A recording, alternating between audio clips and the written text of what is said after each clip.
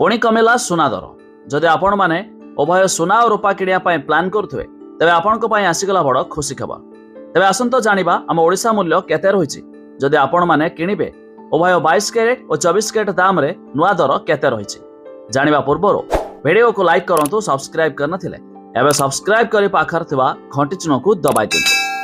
तेबे आम राजधानी भुवनेश्वर अर्थात ओडिशा मूल्य रे आज सुना 10 ग्राम प्रति 2500 टका मध्ये ह्रास देखा मिली। तेबे शुद्ध सुना 24 कैरेट दाम रे 10 ग्राम प्रति 86,220 टंका रही बेले 22 कैरेट दाम रे 10 ग्राम प्रति 84,750 टंका देखा मिली। सेहीपरि MCX अर्थात मुंबई रो मल्टी कमोडिटी एक्सचेंज रे आज भी मध्य सुना दाम रे 10 ग्राम प्रति 1800 टंका ह्रास देखा मिली।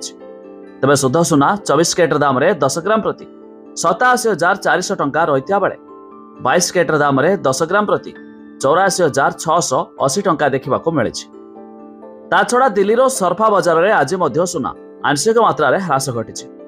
तेबे शुद्ध सुना 24 कैरेट दाम रे 10 ग्राम प्रति 87,200 टंका रही बेले 22 कैरेट दाम रे 10 ग्राम प्रति 85,700 टंका रे मध्य आज बिक्री होउछि।